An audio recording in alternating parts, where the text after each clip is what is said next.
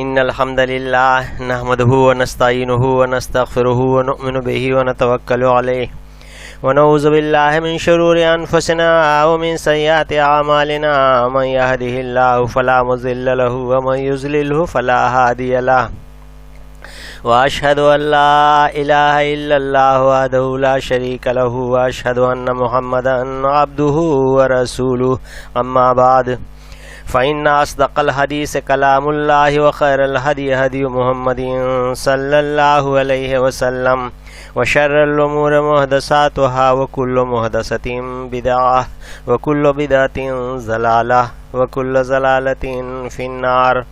قال الله تبارك وتعالى في كلامه المجيد: أعوذ بالله السميع العليم من الشيطان الرجيم.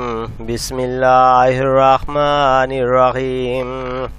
محمد رسول الله. وقال الله تبارك وتعالى في كلامه المجيد في مقام آخر: يا أيها الذين آمنوا اتقوا الله حق تقاته ولا تموتن إلا وأنتم مسلمون. وقال تعالى في موضع آخر: لقد كان لكم في رسول الله أسوة حسنة. بلغ العلا بكماله بلغ العلا بكماله كشف الدجى بجماله حسنت جميع خصاله صلوا عليه وآله. خير البشر خير الورى خير البشر خير الورى شمس الضحى بدر الدجى ہیں کل جہاں کے پیشوا حضرت محمد مصطفیٰ. بلغ العلا بکمالہ بلغ العلا بکمالہ صلی اللہ علیہ وسلم. صدق و صفا مشہور ہے صدق و صفا مشہور ہے عدل و کرم مذکور ہے. سینہ بحق معمور ہے چہرہ سراپا نور ہے. کشف الدجى بجمالہ کشف الدجى بجمالہ. لا کر بہار جاویداں لا کر بہار جاویداں مہکایا ہر گل سے تاں. چمکا دیا سارا جہاں پھیلا دیا امن و امان. حسنت جمیع خصالہ حسنت جمیع خصالہ. سب کے ہمارے آپ ہیں سب کے ہمارے آپ ہیں پیاروں کے پیارے آپ ہیں. حق کے دلارے آپ ہیں رحمت کے دھارے آپ ہیں. صلو علیہ وآلہ صلو علیہ وآلہ. بلغ العلا بکمالہ کشف الدجى بجمالہ حسنت جمیع خصالہ صلو علیہ وآلہ. محترم بزرگان دین اور اسلامی بھائیوں، اللہ وحدہ لا شریک کا بے حد شکر و احسان ہے کہ اس نے ہمیں انسان بنایا اور عقل سلیم سے نوازا۔ بعدہ اللہ کے حبیب حضرت محمد الرسول اللہ صلی اللہ علیہ وسلم پر بے شمار درود و سلام نازل ہوں، جن کا مقام تمام انسانوں میں سب سے اعلیٰ اور عرفہ ہے۔ بعد از خدا بزرگ توئی قصہ مختصر۔ محترم حضرات، گزشتہ خطبے میں یہ بات میں بیان کر رہا تھا کہ عبداللہ ابن ابی جو منافق تھا، اس کی نماز جنازہ بھی حضور اکرم صلی اللہ علیہ وسلم نے پڑھا دی۔ اور جناب، نماز جنازہ کیا ہے؟ دعائے مغفرت ہی تو ہے کہ اے اللہ رب العالمین اسے معاف کر دے۔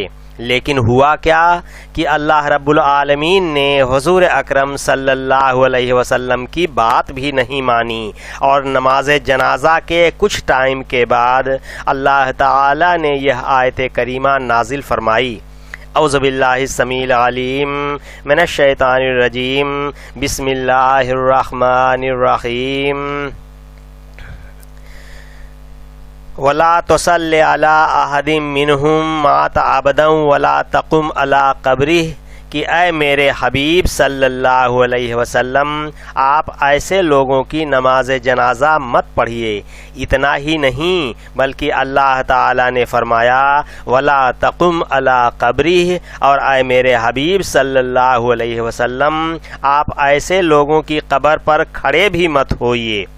تو جناب، میرے کہنے کا مطلب یہ ہے کہ یہاں ایسے موقع پر اللہ تعالی نے اپنے حبیب حضرت محمد الرسول اللہ صلی اللہ علیہ وسلم کی بات بھی نہیں مانی، لیکن ہمارے یہاں ہندوستان، پاکستان، بنگلہ دیش وغیرہ میں بہت سے مسلمان کہلانے والے ایسے لوگ موجود ہیں جو یہ کہتے ہیں اور یہ عقیدہ بھی رکھتے ہیں کہ قیامت کے دن ہم کسی پیر کا دامن پکڑ لیں گے، کسی بزرگ کا دامن پکڑ لیں گے، غوث کا دامن پکڑ لیں گے، کسی ولی کا دامن پکڑ لیں گے، کسی شاہ اور سجادہ نشین کا دامن پکڑ لیں گے، کسی قطب اور ابدال کا دامن پکڑ لیں گے، کسی بابا اور حضرت کا دامن پکڑ لیں گے جو ہمیں قیامت کے دن بخشوا لیں گے۔ اسی امید پر بہت سے ہمارے مسلمان کہلانے والے نادان بھائی بابا اور بزرگ کے قبر یا مزار پر چادر بھی چڑھاتے ہیں، پھول بھی چڑھاتے ہیں، ناریل بھی چڑھاتے ہیں، اس قبر یا مزار کا طواف بھی کرتے ہیں، سجدہ بھی کرتے ہیں، اور اس قبر یا مزار والے پیر اور بزرگ سے مرادیں بھی مانگتے ہیں کہ بابا ہماری مرادوں کو پورا کر دیں گے۔ ارے جناب، ایسے عقیدے اور ایسے کاموں سے اللہ تعالی کے سامنے توبہ کرو اور سچی توبہ کرو۔ اللہ کے حبیب حضرت محمد الرسول اللہ صلی اللہ علیہ وسلم نے ایسے کاموں سے منع فرمایا ہے۔ اسی لیے تمام صحابہ کرام رضوان اللہ علیہم اجمعین میں سے کسی ایک صحابی کے بارے میں بھی ہمیں بتلا دو کہ وہ ایسے عقیدے رکھتے تھے یا ایسے کام کرتے تھے۔ نہیں، ہرگز نہیں۔ المہم، ہم اور آگے اپنے ٹاپک کی طرف بڑھتے ہیں۔ اللہ وحدہ لا شریک نے ارشاد فرمایا، اعوذ باللہ السمیع العلیم من الشیطان الرجیم، بسم اللہ الرحمن الرحیم، لقد کان لکم فی رسول اللہ اسوۃ حسنہ، یقیناً اے دنیا کے لوگو، تم سب کے لیے رسول صلی اللہ علیہ وسلم اسوہ حسنہ ہیں، بہترین سیمپل ہیں، بہترین نمونہ ہیں۔ اس لیے آپ صلی اللہ علیہ وسلم کے زندگی کے تمام شعبوں کی نقل کرو۔ کیوں؟ اس لیے کہ آپ صلی اللہ علیہ وسلم کے سوا کوئی اور ہستی ایسی نہیں ہے جس کے اگلے پچھلے تمام گناہ معاف ہوں۔ جو معصوم عن الخطا ہوں، اور دوسری خصوصیت یہ بھی ہے کہ آپ صلی اللہ علیہ وسلم پر وحی اترتی، آپ کے سوا کوئی اور بڑے سے بڑا امتی کیوں نہ ہو اس پر وحی نہیں اترتی۔ یہ بھی ایک اہم فرق ہے کہ حضرت جبرائیل علیہ السلام آپ کے پاس وحی لے کر آتے ہیں، کسی اور امتی کے پاس نہیں آتے۔ جناب یہ بہت بڑا فرق ہے، یہ اتنا بڑا فرق ہے کہ تمام انسانوں سے آپ کو ممتاز بنا دیتا ہے۔ کہاں زمین اور کہاں آسمان، بشریت میں تو دونوں برابر ہیں، لیکن چونکہ نبی اکرم صلی اللہ علیہ وسلم پر وحی اترتی ہے، یہ وحی کا اترنا، آپ کے پاس حضرت جبرائیل علیہ السلام کا آنا حقیقت میں عام انسانوں سے آپ کو بہت ہی بلند اور بالا تر کر دیتا ہے کہ عام انسان اگر زمین ہیں تو آپ صلی اللہ علیہ وسلم آسمان۔ تو بھلا آپ ہی بتلائیں کہ ایسی ہستی نمونہ بنے گی یا کوئی اور ہستی نمونہ بننے کے قابل ہے؟ جناب آپ کے علاوہ کوئی بھی ہستی نمونہ بننے کے قابل نہیں ہے، کیونکہ آپ کے علاوہ کوئی بھی معصوم عن الخطا نہیں۔ آپ کے علاوہ کسی اور بڑی سے بڑی ہستی پر بھی حضرت جبرائیل علیہ السلام وحی لے کر نازل نہیں ہوتے، اور کوئی اور ہستی نہیں جس کے اگلے پچھلے گناہ معاف کر دیے گئے ہوں۔ تو بھلا بتلاؤ کہ کوئی اور ہستی ہمارے اور تمہارے لیے نمونہ کیا بن سکتی ہے؟ نمونہ تو بے عیب ہونا چاہیے، معصوم عن الخطا ہونا چاہیے، اور رسول کے علاوہ کوئی معصوم عن الخطا نہیں ہوتا۔ اور ظاہر ہے کہ جب وہ معصوم عن الخطا نہیں تو پھر وہ ہمارے لیے لائق اتباع کیسے بن سکتا ہے، واجب الاتباع کیسے بن سکتا ہے؟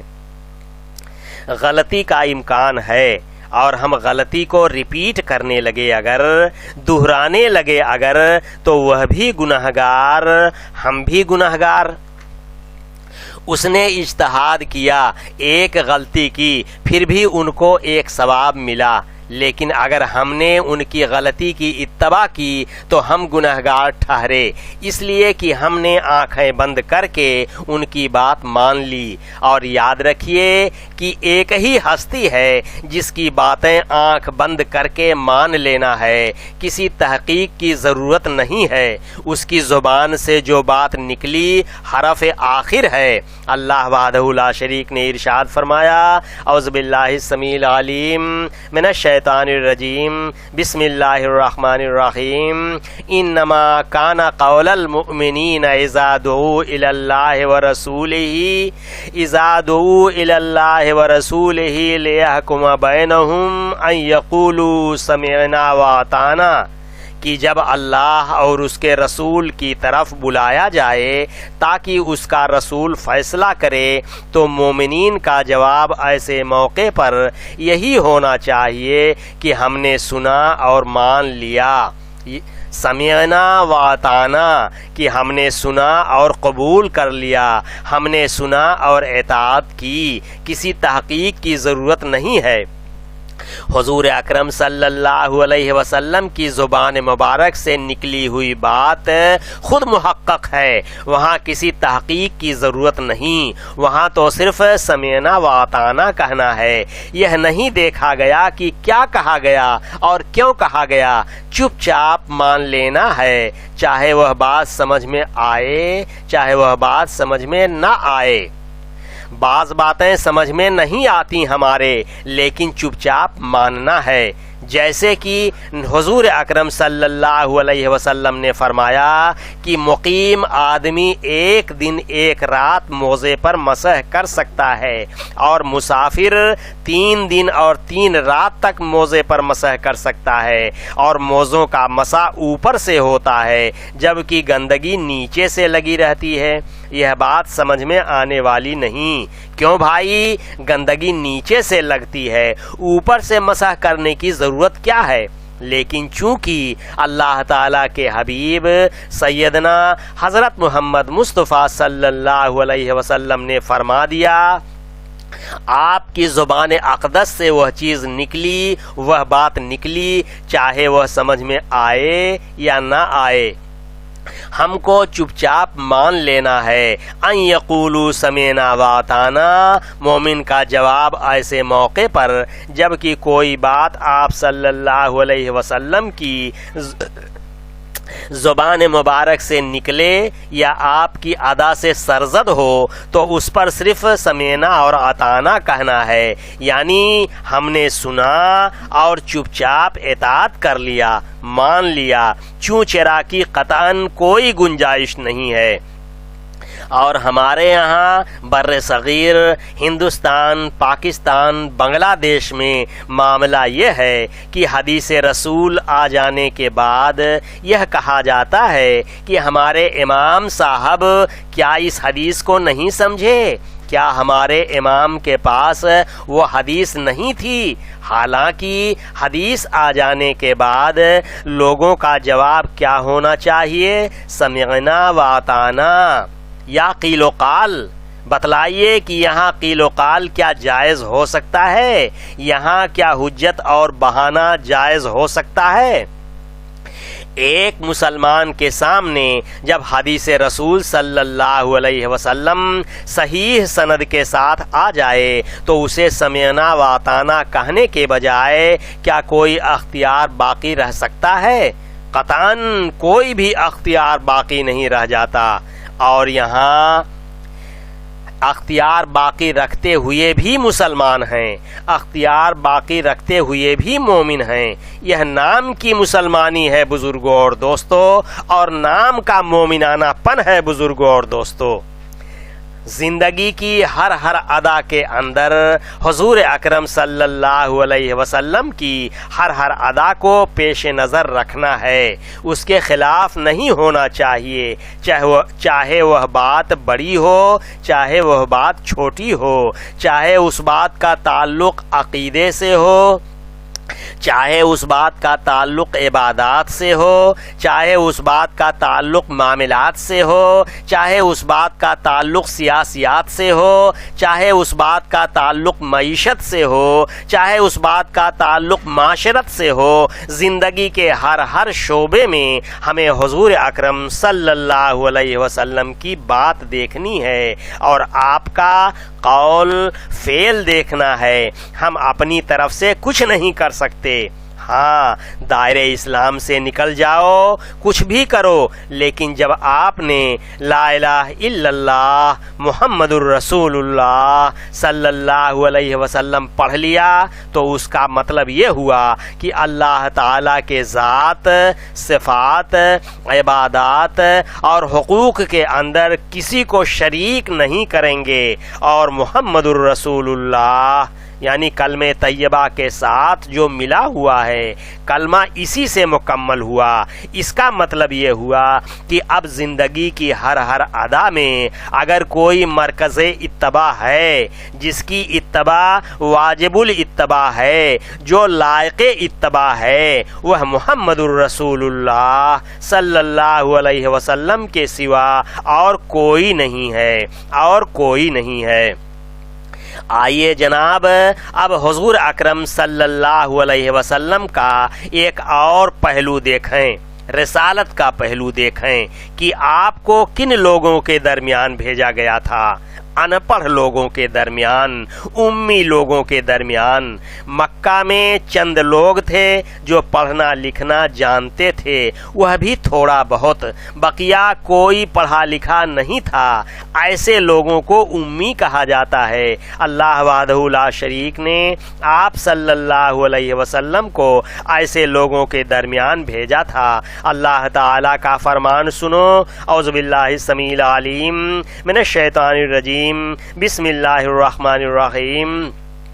هو الذی بعث فی الامیین رسولا منہم یتلو علیہم آیاتہ ویزکیہم ویعلمہم الکتاب والحکمہ وَيُعَلِّمُهُمُ الْكِتَابَ وَالْحِکْمَةَ وَإِنْ كَانُوا مِنْ قَبْلُ لَفِي ضَلَالٍ مُبِینٍ۔ وہی ذات پاک ہے جس نے امیوں کے درمیان، ان پڑھوں کے درمیان انہی میں سے ایک رسول کو بھیجا جو ان کو کتاب سکھاتا ہے، حکمت سکھاتا ہے، اللہ کے کتاب کی تلاوت کرتا ہے۔ اس سے پہلے وہ لوگ کھلی ہوئی گمراہی میں تھے۔ اللہ تعالیٰ نے فرمایا، پھر سے سنیے، وَالَّذِي بَعَثَ فِي الْأُمِّيِّينَ رَسُولًا مِّنْهُمْ، اس اللہ پاک نے ان امیوں میں سے اپنے رسول صلی اللہ علیہ وسلم کو بھیجا، یتلو علیہم آیاتہ، جو انہیں قرآن کی آیتیں تلاوت کر کے بتلاتا ہے، وَيُزَكِّيهِمْ، اور انہیں شرک و بدعت اور خرافات سے پاک و صاف کرتا ہے، وَيُعَلِّمُهُمُ الکتاب والحکمہ، اور جو انہیں کتاب اور حکمت کی تعلیم دیتا ہے، جو انہیں قرآن و سنت کی تعلیم دیتا ہے۔ وَإِنْ كَانُوا مِنْ قَبْلُ لَفِي ضَلَالٍ مُبِینٍ، اس سے پہلے وہ لوگ کھلی ہوئی گمراہی میں تھے۔ صحابہ کرام پہلے کیا تھے؟ بعد میں صحابی ہوئے ایمان لانے کے بعد، پہلے کہاں تھے؟ قرآن کریم بتلاتا ہے کہ اس سے پہلے وہ کھلی ہوئی گمراہی میں تھے۔ وَإِنْ كَانُوا مِنْ قَبْلُ لَفِي ضَلَالٍ مُبِینٍ۔ مکہ میں کون سا ایسا گناہ تھا جو نہیں ہوتا تھا؟ ارے جناب، یہی حضرت عمر رضی اللہ تعالی عنہ ہیں جو نبی کریم صلی اللہ علیہ وسلم کو قتل کرنے کے لیے تلوار لے کر جا چکے تھے۔ کیسے کیسے لوگ تھے، کھلی ہوئی گمراہی میں تھے۔ قرآن کریم بتلاتا ہے جن امیوں کے درمیان آپ صلی اللہ علیہ وسلم کو بھیجا گیا تھا، کھلی ہوئی گمراہی میں جو لوگ تھے، ضلال مبین میں جو لوگ تھے، اور ہم نے اپنے حبیب صلی اللہ علیہ وسلم کو ایسے ہی لوگوں کے درمیان میں بھیجا۔ یہ اللہ تعالیٰ نے فرمایا جو کھلی ہوئی گمراہی میں تھے، تو آپ صلی اللہ علیہ وسلم نے ان امیوں کو کس طرح پڑھایا؟ بولو کس طرح پڑھایا؟ اس آیت کریمہ میں بتلا دیا گیا کہ ان پڑھوں کو اور امیوں کو کس طرح آپ صلی اللہ علیہ وسلم نے پڑھایا۔ تلاوت آیات کرتے تھے اور حکمت سکھاتے تھے، یعنی کتاب اور سنت۔ حضور اکرم صلی اللہ علیہ وسلم کی منہج یہ تھا، اور تمام انبیاء کرام علیہم السلام کا منہج یہ تھا کہ جاہلوں کو جب سمجھاتے تھے، امیوں کو جب پڑھاتے تھے، جو لوگ کھلی ہوئی گمراہی میں مبتلا تھے، جو لوگ تھے، ان کو جب سمجھاتے تھے تو اللہ تعالیٰ کی کتاب کے ذریعے اور اپنی سنتوں کے ذریعے، ان دونوں چیزوں کے ذریعے ان لوگوں کو سمجھاتے تھے۔ صحابہ کرام رضوان اللہ علیہم اجمعین کو آپ صلی اللہ علیہ وسلم نے کس طرح سمجھایا؟ قرآن کے ذریعے اور اپنے بیان کے ذریعے۔ دو ہی چیزیں آپ صلی اللہ علیہ وسلم نے اپلائی کی، اور وہ لوگ کھلی ہوئی گمراہی سے باہر نکل آئے۔ آج بھی جب ہم تبلیغ کریں تو انہی دونوں چیزوں کی تبلیغ کریں۔ ایک جگہ تو جناب محمد الرسول اللہ صلی اللہ علیہ وسلم کو مخاطب کر کے فرما دیا گیا، اعوذ باللہ السمیع العلیم من الشیطان الرجیم، بسم اللہ الرحمن الرحیم، یا ایھا الرسول بلغ ما انزل الیک من ربک فَإِن لَّمْ تَفْعَلْ فَمَا بَلَّغْتَ رِسَالَتَهُ۔ اے ہمارے حبیب صلی اللہ علیہ وسلم، آپ اس چیز کی تبلیغ کیجئے جو آپ کے اوپر اتاری گئی ہے۔ اب بتلائیے آپ صلی اللہ علیہ وسلم پر کون سی چیز اتاری گئی؟ قرآن اتارا گیا ہے، اور بیان قرآن اتارا گیا ہے، یعنی قرآن اور سنت، قرآن اور حدیث۔ تو جناب اسی چیز کی تبلیغ کرنے کے لیے کہا گیا ہے، کسی اور چیز کی تبلیغ نہ کی جائے، قرآن پڑھایا جائے، سنتیں بیان کی جائیں۔ یہی طریقہ حضور اکرم صلی اللہ علیہ وسلم کا تبلیغ کے تعلق سے تھا۔ آج قرآن مجید کو طاق نسیان کے اوپر رکھ دیا گیا، جزدان میں لپیٹ کر کے طاق پر رکھ دیا گیا ہے، اور جناب عالی ایک کتاب لے لی گئی ہے، اور وہ کتاب دھڑلے کے ساتھ پڑھی جاتی ہے، اور اسے باقاعدہ مسجد کے اندر رحل پر رکھ کر حلقہ بنا کر کے پڑھا جاتا ہے۔ امام حاکم رحمۃ اللہ علیہ نے اپنی مستدرک کے اندر ایک حدیث نقل فرمائی ہے، اور اس حدیث کی موافقت امام ذہبی رحمۃ اللہ علیہ نے کی ہے، اور آپ کو معلوم ہے کہ امام حاکم رحمۃ اللہ علیہ جب کوئی حدیث لائیں اور امام ذہبی رحمۃ اللہ علیہ اس کی موافقت کریں تو وہ حدیث صحیح ہوتی ہے، اور یہاں تو عالم یہ ہے کہ اس حدیث کو امام حاکم رحمۃ اللہ علیہ نے درج کیا ہے، اور امام ذہبی رحمۃ اللہ علیہ نے اس کی موافقت کی ہے، اور علامہ ناصر الدین البانی رحمۃ اللہ علیہ نے اس حدیث کو صحیح کہا ہے۔ فرمایا کہ قیامت کی نشانیوں میں سے، یعنی قیامت جب آئے گی اور قیامت کی بڑی نشانیوں میں سے ایک بڑی نشانی کون سی ہے؟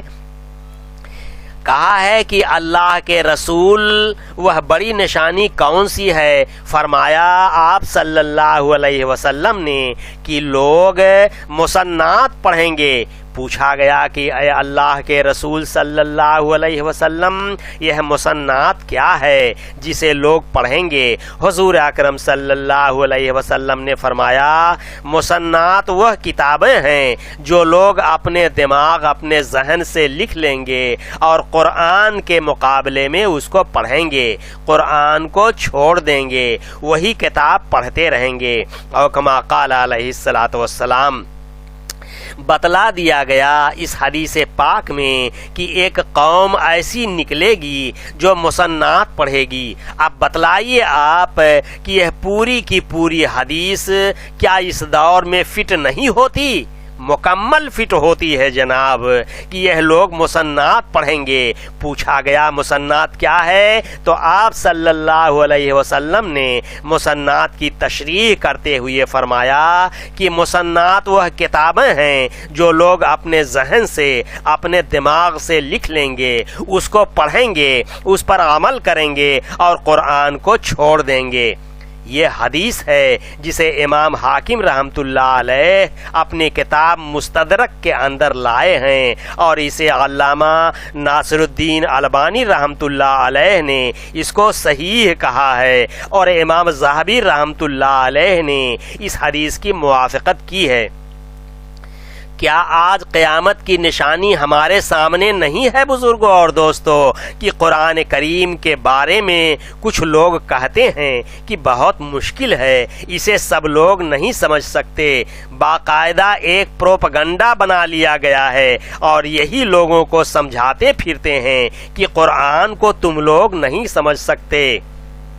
اور بعض مردودوں نے تو یہاں تک کہہ دیا کہ قرآن سے فتنہ پھیلتا ہے۔ آپ بتلائیں کیا لوگوں کے پاس ایمان ہے جو یہ کہتے ہیں کہ قرآن سے فتنہ پھیلتا ہے، گمراہی پھیلتی ہے؟ اور اگر قرآن سے گمراہی پھیلتی ہے تو اللہ تعالیٰ کو ایسی کتاب اتارنے کی کیا ضرورت تھی؟ اور اگر قرآن اتنا ہی مشکل ہے تو پھر قرآن کو اتارنے کی کیا ضرورت تھی؟ اور یہاں اللہ وحدہ لا شریک فرما رہا ہے هو الذی بعث فی الأمیین رسولا منہم یتلو علیہم آیاتہ ویزکیہم ویعلمہم الکتاب والحکمت وإن کانوا من قبل لفی ضلال مبین، کہ یہ نبی امیوں میں بھیجا گیا، ان پڑھ لوگ تھے، اور ان پڑھ کو قرآن سمجھایا گیا، قرآن سمجھ میں آ گیا، اور آج کے ان پڑھوں کو قرآن مجید سمجھ میں نہیں آتا،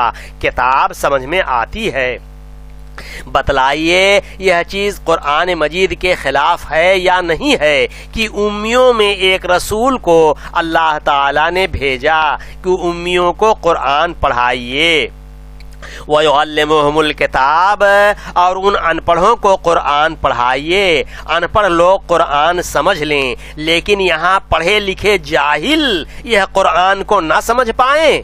باقاعدہ امت کو بھڑکایا جاتا ہے کہ قرآن تمہارے سمجھ میں نہیں آئے گا، اور جناب اسی قرآن کریم کو چھوڑ دینے کی وجہ سے آج مسلمان ذلیل ہوا ہے۔ نہیں تو اسی قرآن کو لے کر صحابہ کرام رضوان اللہ علیہم اجمعین آگے بڑھے اور انہوں نے پوری دنیا کے اوپر اسلام کا جھنڈا لہرا دیا۔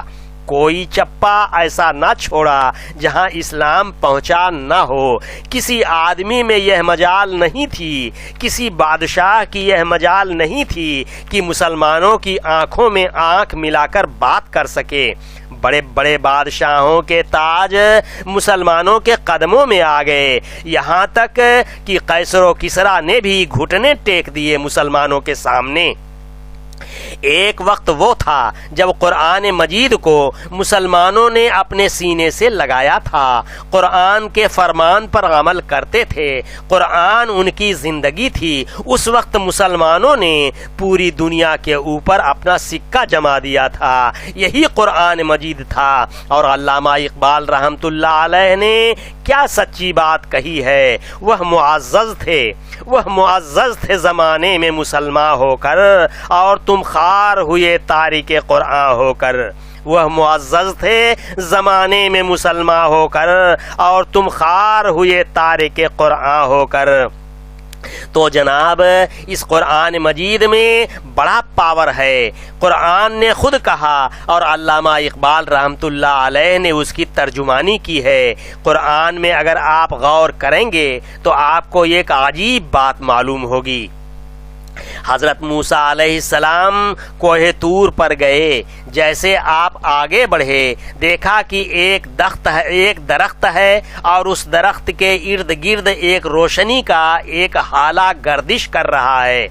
ڈر گئے، آواز آتی ہے وہیں سے، یا موسیٰ انی انا اللہ رب العالمین، اے موسیٰ میں اللہ رب العالمین تم سے مخاطب ہوں۔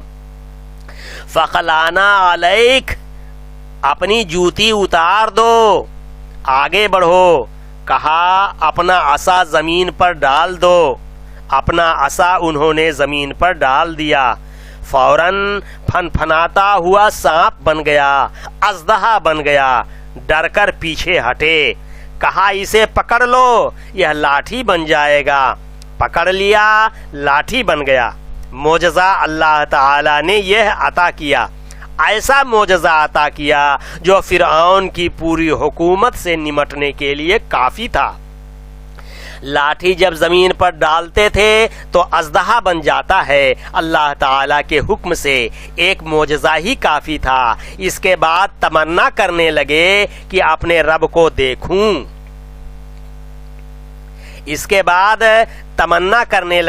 اپنے رب کو دیکھوں۔ رب ارنی انظر الیک، اے میرے رب میں تجھے دیکھنا چاہتا ہوں۔ اللہ تعالی نے فرمایا لن ترانی، تو مجھے نہیں دیکھ سکتا۔ ارے تمہیں تو وہ آنکھیں ہی عطا نہیں کی گئیں جو تم مجھے کیسے دیکھ سکتے ہو؟ ہاں جنت میں تجھے وہ آنکھیں دی جائیں گی، وہاں مجھے دیکھ لینا، یہاں نہیں دیکھ پاؤ گے۔ وہاں آنکھیں ہی نہیں دی گئی ہیں، وہ آنکھوں کی قوت بینائی ہی نہیں دی گئی ہے کہ تم میری تجلی کو دیکھ سکو۔ تمہاری آنکھوں میں وہ قوت نہیں کہ میری تجلی کو سہن کر سکے۔ ہاں اس پہاڑ کے ایک ٹکڑے پر میں اپنی تجلی ڈال رہا ہوں۔ اللہ تعالیٰ نے فرمایا کہ اس پہاڑ کے ایک ٹکڑے پر میں اپنی تجلی کو ڈال رہا ہوں، اگر یہ پہاڑ کا ٹکڑا اپنی جگہ ٹھہرا رہے تو تم مجھے دیکھ لو گے۔ فَإِنِ اسْتَقَرَّ مَكَانَهُ فَسَوْفَ تَرَانِي، اگر یہ اپنی جگہ ٹھہرا رہے تو تم مجھے دیکھ لو گے۔ فَلَمَّا تَجَلَّى رَبَّهُ لِلْجَبَلِ جَعَلَهُ دَكًّا وَخَرَّ مُوسَىٰ صَعِقًا، اللہ تبارک و تعالی نے اپنی تجلی پہاڑ کے اس ٹکڑے پر ڈالی، پہاڑ ریزہ ریزہ ہو گیا، پہاڑ ریزہ ریزہ ہو گیا۔ اللہ تعالی کی تجلی کا پاور اتنا کہ پہاڑ پر ڈالا تو پہاڑ ریزہ ریزہ ہو گیا، اور حضرت موسیٰ علیہ السلام دھماکے کی آواز سن کر بے ہوش ہو کر گر پڑے۔ وَخَرَّ مُوسَىٰ صَعِقًا، اور حضرت موسیٰ علیہ السلام بے ہوش ہو کر گر پڑے۔ اور اسی قرآن کے بارے میں یہ کہا گیا ہے، یہاں پر اللہ تعالیٰ کی تجلی کا پاور کیا بتلایا گیا؟ اللہ تعالیٰ کی تجلی کا پاور یہ بتلایا گیا کہ اگر وہ تجلی پہاڑ پر پڑ جائے تو پہاڑ ریزہ ریزہ ہو جائے۔ اور سورہ حشر میں قرآن کے بارے میں کہا گیا، لو انزلنا هذا القرآن على جبل لرأيته خاشعا متصدعا من خشیت اللہ۔ اللہ تعالیٰ نے فرمایا کہ اگر ہم اس قرآن کو کسی پہاڑ پر نازل کر دیتے تو پہاڑ ریزہ ریزہ ہو جاتا۔ کیا مطلب؟ جو قوت، جو طاقت تجلیات ربانی میں ہے، وہی قوت اور وہی طاقت اور تاثیر قرآن کی آیات میں ہے۔ یعنی جو تاثیر اللہ وحدہ لا شریک کی تجلی میں ہے، وہی تاثیر اللہ وحدہ لا شریک کے قرآن میں ہے۔ تجلی کا پاور اتنا کہ پہاڑ کو ریزہ ریزہ کر دے، اور قرآن کا پاور اتنا کہ پہاڑ کو ریزہ ریزہ کر دے۔ تو معلوم یہ ہوا کہ جو تاثیر تجلیات ربانی کی ہے، وہی تاثیر کلام ربانی کی بھی ہے۔ قرآن کریم کا پاور اتنا کہ اگر پہاڑ پر نازل کر دیتے تو پہاڑ ریزہ ریزہ ہو جاتا۔ اب آپ لوگ مجھے بتلائیں کہ اتنا بڑا پاور لے کر کے، اتنی بڑی قوت اور طاقت کو ساتھ لے کر کے کوئی پیچھے رہ سکتا ہے؟ کوئی شکست کھا سکتا ہے؟ کوئی ہار سکتا ہے؟ آپ لوگ تاریخ اٹھا کر دیکھ لیجئے کہ صحابہ کرام رضوان اللہ علیہم اجمعین جب آگے بڑھے تو آگے بڑھتے چلے گئے، یہاں تک کہ ایک مشہور صحابی عقبہ ابن نافع سحری، ایک مشہور صحابی جن کا نام تھا عقبہ ابن نافع سحری، اپنا گھوڑا بڑھاتا ہوا یہ اللہ تعالیٰ کا مجاہد دنیا کے آخری کونے تک پہنچ گیا۔ حضرت عقبہ ابن نافع سحری یہ اللہ وحدہ لا شریک کا مجاہد اللہ تعالیٰ کا پیغام پہنچانے کے لیے دنیا کے آخری کونا تک پہنچا۔ سامنے دیکھا پھیلا ہوا سمندر ہے، ٹیلے پر پہنچے، جس طرف بھی نگاہ ڈالتے ہیں پانی ہی پانی نظر آتا ہے، ایسا لگتا ہے جیسے اس کے پار کوئی دنیا نہیں ہے۔ یہ صحابی 2 رکعت نماز ادا کرتے ہیں اور کہتے ہیں کہ اے رب ذوالجلال، اے عقبہ ابن نافع کے رب، اگر مجھے یہ معلوم ہو جائے کہ اس سمندر کے پاس کوئی دنیا ہے تو ابھی میں اپنا گھوڑا اس سمندر کے اندر ڈال دیتا ہوں اور آپ کا پیغام ان لوگوں تک پہنچا دیتا ہوں۔ تو یہ تھی صحابہ کرام رضوان اللہ علیہم کی عظمت، اور یہ تھا صحابہ کرام رضوان اللہ علیہم اجمعین کا عزم اور حوصلہ اور ان کی ہمت۔ تو جناب یہ جذبہ تھا قرآن و حدیث کے پہنچانے کا جو صحابہ کرام رضوان اللہ علیہم کے اندر تھا۔ یہ جذبہ بہت ہی اچھا ہے، لیکن اگر کوئی آدمی یہ جذبہ غلط انداز سے پھیلائے تو بجائے اس کے کہ یہ نفع بخش ہو، فائدہ مند ہو، الٹا نقصان دہ ثابت ہوگا۔ تو میں یہ کہہ رہا تھا کہ صحابہ کرام رضوان اللہ علیہم جب اس قرآن کو لے کر آگے بڑھے تو کسی بھی محاذ میں پیچھے نہ ہٹے، قبرص تک پہنچے، روم اور روم کے شہروں کو فتح کرتے ہوئے قبرص تک پہنچے۔ اس زمانے میں روم کا بادشاہ ہرقل اعظم وہ قبرص میں آیا ہوا تھا کسی کام سے۔ اب جب دیکھا کہ میری فوجیں پیچھے ہٹتے ہٹتے قبرص تک آ گئی ہیں، تب اس کے تمام کمانڈروں کو بلایا کہ کیا بات ہے کہ تم لوگ ہر محاذ پر پیچھے ہٹتے چلے آ رہے ہو، شہر چھوڑ دیے تم نے، قریہ چھوڑ دیا تم نے، اور سب پر مسلمان قبضہ کرتے ہوئے چلے آ رہے ہیں۔ آخر اس شکست کی، اس ہار کی کیا وجہ ہے؟ تمام کے تمام کمانڈر چپ چاپ کھڑے تھے، کسی سے جواب نہیں بن پڑ رہا تھا۔ اچانک ایک کمانڈر آگے بڑھا اور اس نے اپنی تلوار آگے کو نکالا اور سامنے پڑے ہوئے پتھر پر اس تلوار سے ضرب لگائی تو وہ پتھر ٹکڑے ٹکڑے ہو گیا۔ کہا کہ حضرت آپ کے سوال کا جواب ہو گیا۔ کہا کہ کیا مطلب؟ واضح الفاظ میں سمجھاؤ۔ کہا کہ ہماری تلواریں تو پتھروں کو کاٹ سکتی ہیں، لیکن یہ مسلمان نہ معلوم کس چیز سے بنے ہیں کہ یہ تلواریں انہیں کاٹ نہیں سکتی ہیں۔ وہ ایمان کے پیکر ہیں، وہ سراپا ایمان ہیں، مجسم ایمان ہیں۔ ہماری تلواریں ایمان کو نہیں کاٹ سکتی، ہماری تلواریں پتھر کو تو کاٹ سکتی ہیں لیکن ایمان کو نہیں کاٹ سکتی۔ ان کے دلوں میں قرآن مجید ہے، کلام الہی ہے۔ ہماری تلوار قرآن کو نہیں کاٹ سکتی، اور قرآن تو ایسا ہے کہ اگر پہاڑ پر ڈال دیا جائے تو پہاڑ بھی ریزہ ریزہ ہو جائے۔ لہذا ہم ایسے لوگوں کو نہیں مار سکتے، ان لوگوں پر غالب نہیں ہو سکتے۔ یہ تھی قرآن مجید کی قوت اور طاقت اور پاور۔ اور آج اس کتاب کے بارے میں کہا جا رہا ہے، ہمارے کچھ ایسے مولوی بھائی ہیں جو کہہ رہے ہیں کہ یہ سب کے سمجھ میں نہیں آئے گا۔ اگر یہ قرآن ایسی ہی کتاب ہے تو ان امیوں کے سمجھ میں کیسے آ گئی، اور آج ان پڑھے لکھے لوگوں کے سمجھ میں کیوں نہیں آتی؟ آخر کیوں؟ کہتے ہیں اس لیے کہ کئی علوم اس قرآن کو سمجھنے کے لیے چاہیے۔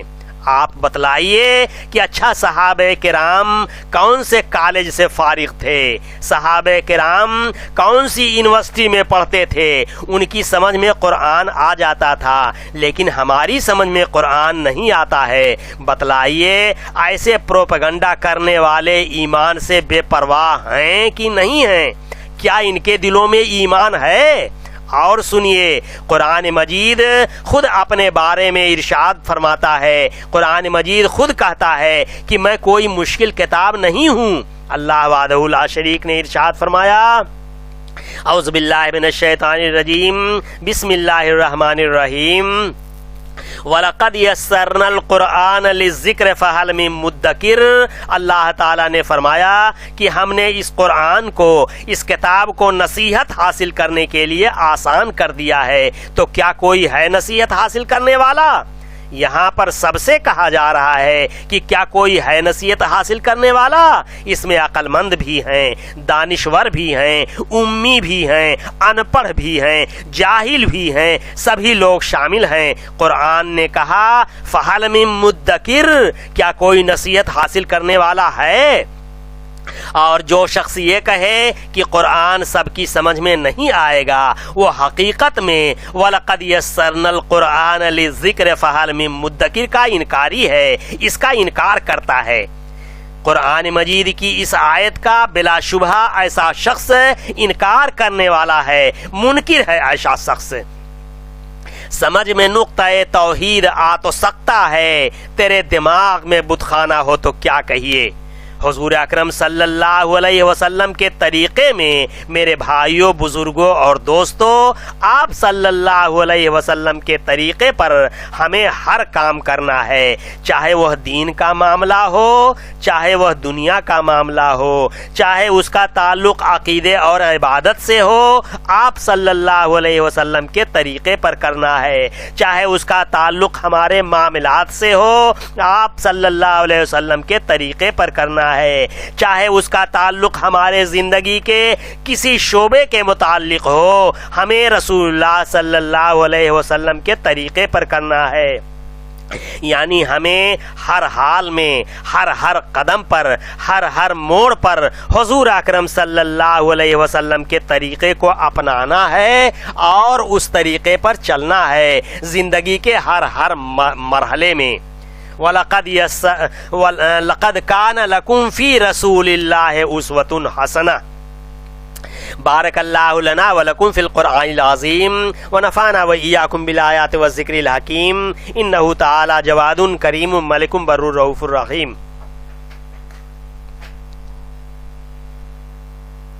جزاک اللہ.